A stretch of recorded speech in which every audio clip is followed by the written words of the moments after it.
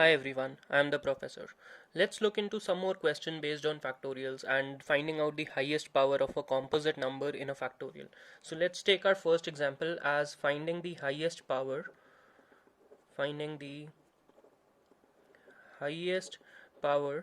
of let's take 24 in factorial 60. Okay, so this is our question. We need to find the highest power of 24 in factorial 60. So this is the symbol for factorial that I prefer to use. There is another symbol of exclamation mark also. Both are same per se. So we need to calculate the highest power of 24.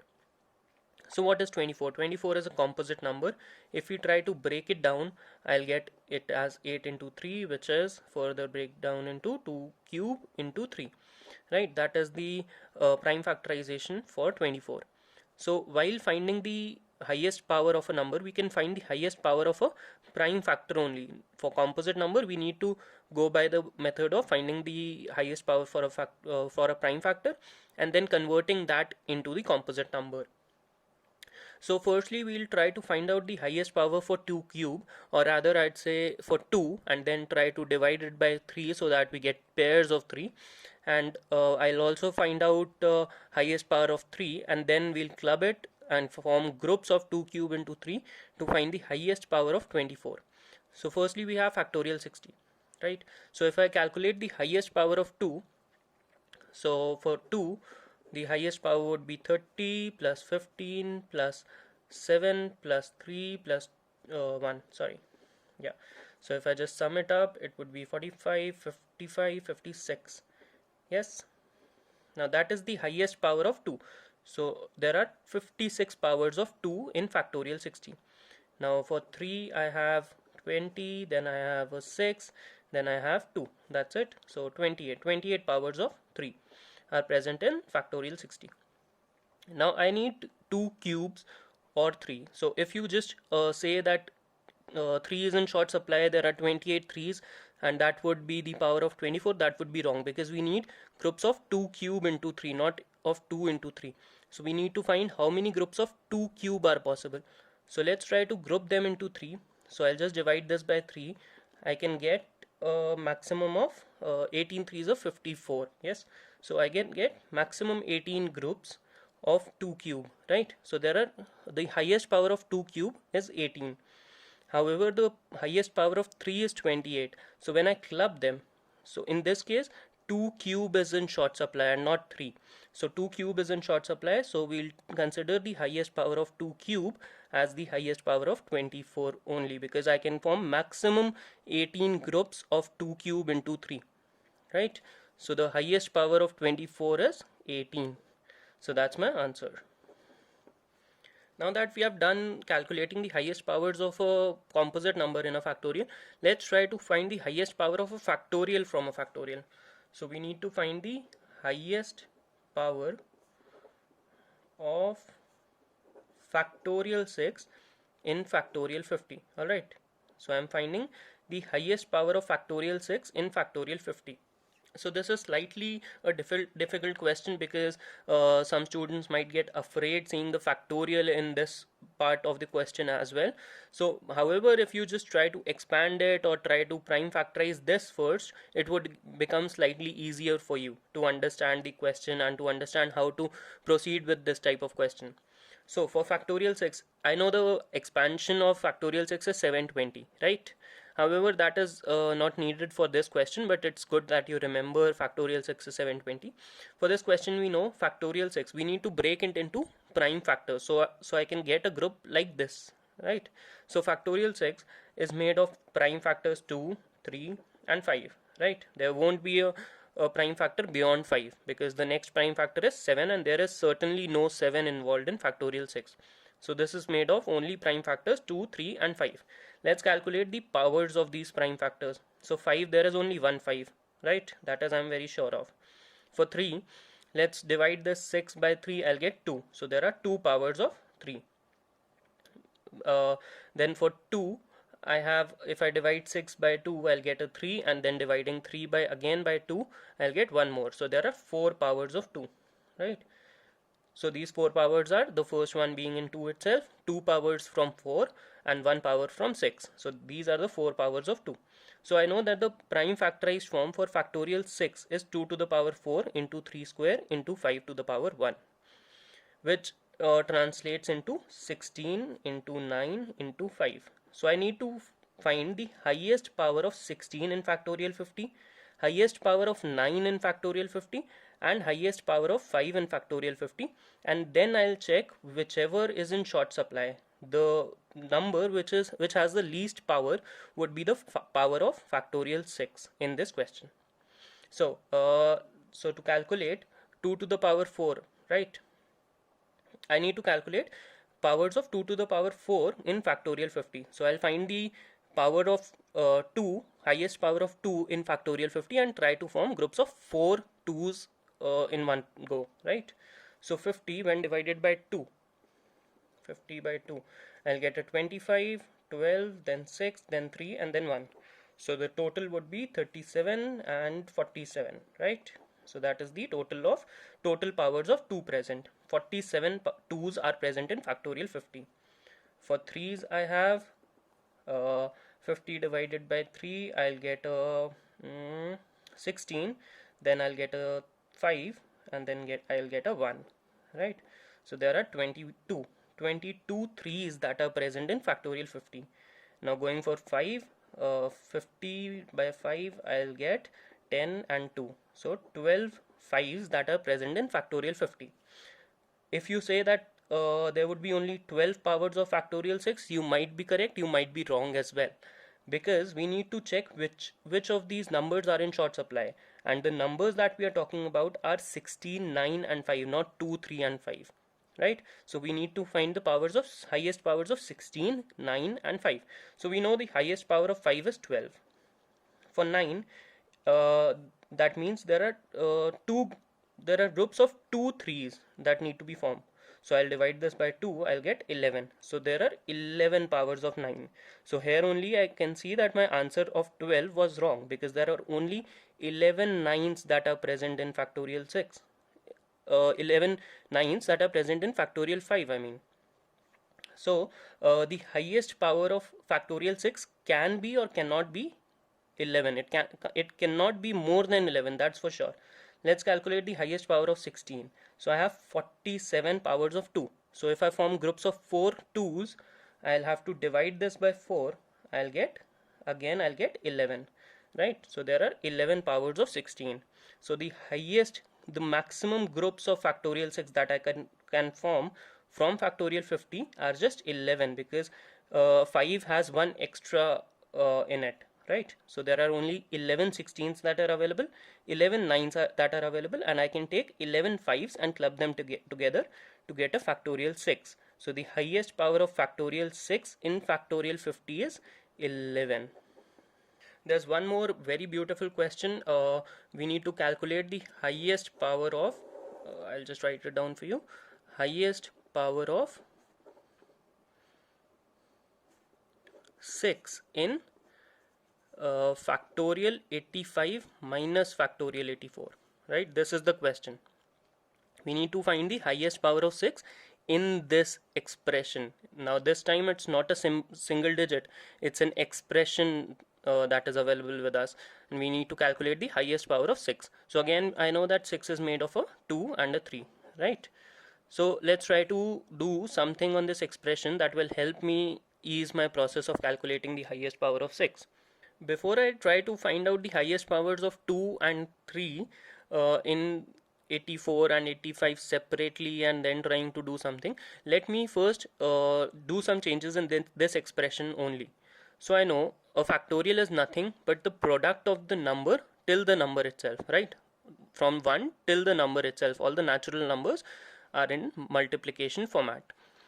So this 85 factorial is nothing but a number like 1 into 2 into 3 till 84 85, right? All in multiplication. And then this 84 factorial is nothing but 1 into 2 into 3 into 84 83 into 84, right? So if I take 1 to 84, the product of numbers from 1 to 84 common from this number. So what I'm trying to say is that I have taken factorial 84 as common, right? So this number is nothing but factorial 84 into 85, right? I can write this as this. It would be very same because 1 to 84 is included in this factorial, and then I have multiplied another 85 to get to factorial 85. So I have taken out factorial 84 common. So I am left with 85, and from this, since I have taken out 84 factorial common, I am left with a 1. So that is what remains. Now factorial 84 remains as it is. 85 minus 80 minus 1 is 84. So I have converted this expression into factorial 84 into 84, right? I hope you get the process of this conversion, because this factorial can be written as factorial 84 into 85, because we just add another natural number to move on to the next factorial. So I have done the reverse way and taken out factorial 84 common. Then I was left with factorial 84 into 84. Now it is slightly easy to calculate the highest power of 6. Let's see how. So I calculate the highest power of 2 and 3 in factorial 84 first. Let's do it. So 84 divided by 2, I'll get a 42, 21, then I'll get 10, then 5, then 2, and then 1. So this would come out to be 63, 73, and then 81, right?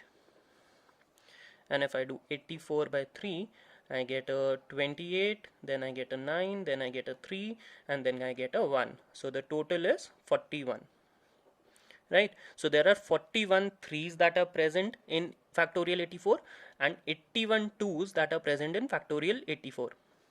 Now if I just write it for you, there are 81 2's and 41 3's that are present in factorial 84. There might be other prime numbers, but since I'm considered with calculating the highest power of 6, so these are the two prime numbers for which I'm calculating the highest powers. Now if you just say that there are 41 6 involved in 84, because 41 is in short supply and you can form 41 groups of 6 from this, then your answer is wrong, because for factorial 84 there are only 41 6's that you can form. That's true, but there is a 6 out here also, which you need to keep in mind. 84 is nothing but 12 into 7, so 12 has a 6 in it, right? 84 can be written as 12 into 7, so there is 1 6 coming out from here also. So my answer would be 41 plus 1, which is 42. So the answer, the highest power of 6 in this expression, factorial 85 minus factorial 84, was 42 and not 41, because there is a 6 out in 84 as well. So there are 42 powers of 6 in this expression. Now before we wind up, let's do one more question, and then we'll proceed on to more advanced levels of factorials and then coming back to factors. So the question goes like, I'll just write it for you and then I'll read it for you.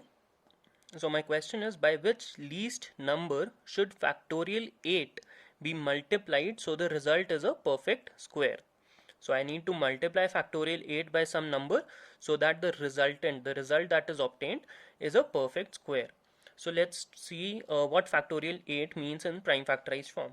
So factorial 8 is made of primes 2, 3, 5 and 7. No primes beyond 7, because the next prime is 11 and certainly it is out of scope for factorial 8. So let's see the powers of these prime factors. There would be only one 7 involved, only one 5 involved. For 3, if I divide 8 by 3, I'll get 2. So there are 2 powers of 3 that are involved. For 2, there would be, if I just divide it, 8 by 2 is 4. 4 again divided by 2 will give me another 2. So 6 and 1 more with that. So I'll get 7 2's that are involved in factorial 8. So this is the prime factorized form for factorial 8. So I need to make the resultant a perfect square. Now for any number to be a perfect square, all the powers that are involved should be even, right? Or a multiple of 2. That's one and the same thing. So here I see there are 2 to the power 7. So that means it's an odd power. So I need to either multiply or divide one more 2, right? Either I take out 1 2 or add 1 2 in it. So I'll get a perfect square out of this part, and I need to multiply. That is the question says. That is what the question says. So I'll just multiply it with a 2. Since 3 square is already a perfect square, there is no addition subtraction required. For 5 there is one 5, so I need to multiply or plug in another 5, and for 7 also I need to plug in another 7. So that means the least number should be 2 into 5 into 7, that is 70. So the factorial 8 should be multiplied by 70 so that the result is a perfect square. Now, had this question been by what number should factorial 8 be divided so the result is a perfect square? If I say it is divided instead of multiplied, right? So if it is divided, I need to take out powers so that the resulting powers of every prime number is even or a multiple of 2. So there are 7 2's that are present. So I can take out 1 2 easily, and I'm talking about the least number, so I can take out only 1 2, right? So my result is even power. So I'll take out a 2. There is already 3 squares, so we needn't make any change in this number. For 5 we'll take out this 5. For 7 also we'll take out this 7. So in case of division, the least number should be 70. So if factorial 80 is either multiplied or divided by 70, the result is a perfect square. So that is how multiplication and division are interlinked. Whether you multiply or you divide, the result is a perfect square in this case. So we can do n number of changes in this question. Instead of making it a perfect square, I can say that make it a perfect cube by multiplying. So for making a perfect cube, every power should be a multiple of 3, and we need to multiply, so we need to add powers. So 2 to the power 7, we need to add 2 more powers of 2. We need to add 1 more power of 3 to make it a multiple of 3. We need to add 2 more powers of 5 and 7, because it's 5 to the power 1 and 7 to the power 1, and the smallest that we can get to is 5 cube and 7 cube. So we need to add 2 more 2's, 1 more 3, and 2 more 5's and 7's also. So the result is a perfect cube. I can say what should be the least number that is divided, so it is a odd number. To make it an odd number, I need to eliminate all the 2's, because even a single 2 will make the number even. So I need to eliminate all the 2's. So I need to divide it by 2 to the power 7. Remember, I cannot multiply and reach an odd number because there are already 7 2's that are involved. So I can only divide and get to an odd number. So there are plenty of changes that you can do to this question, and try to draw your own inferences, calculate your own solutions, and keep on practicing. Thank you for watching. Keep studying. Stay safe. I am the professor. See you. Bye bye.